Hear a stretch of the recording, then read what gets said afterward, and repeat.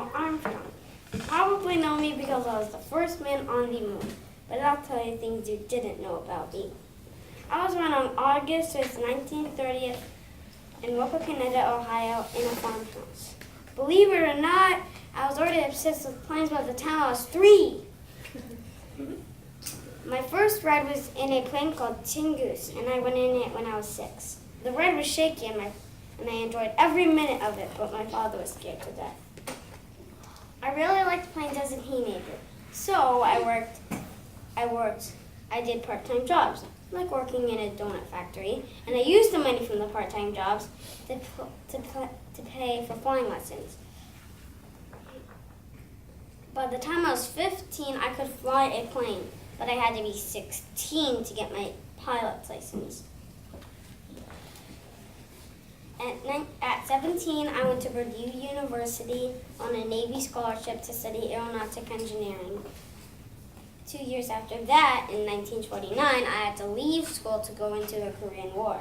I was a fighter pilot, and my jet was attacked. Luckily, I ejected safely as my jet burned in the flames.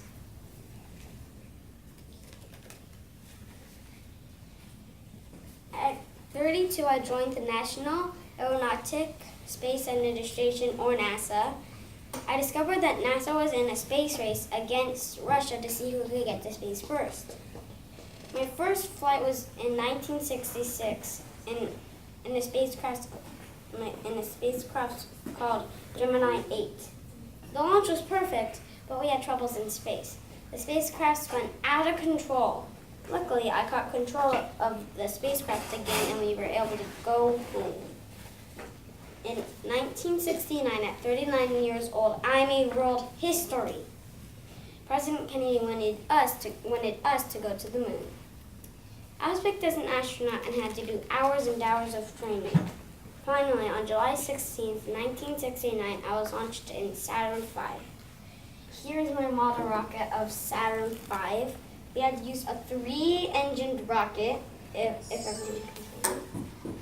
3-engined rocket to go 250,000 miles because one engine wasn't enough. Here's my friend Dylan Lee standing under Saturn V at the Kennedy Space Center 2 years after I died. I sat at the very top of the rocket right here or the command module. See? Here's my friend Dylan Lee again standing in front of the command module. See how small it is? Here is our orbital flight pattern. It took us 3.5 days to get to the moon. We spent 2 hours on the moon, and it took us 3 days to get back to Earth. When I put my first step on the moon, I said, one small step for man, one small step for man, one giant leap for mankind. And I also planted a flag. And that phrase was heard all around the world, making me very famous. And since there's no wind on the moon, my footprint should probably still be there. Oh yeah, and here's my footprint. In 1970, I left NASA. In 1971, I became a professor at the University of Cincinnati in aerospace engineering, and I also bought a farm to live on. On August 25th, 2012, at 82 years old, I died. I won over 52 awards, including the Congressional Space Medal of Honor. I did not feel I deserved all the fame I got because I felt like I was a part of a great team at NASA.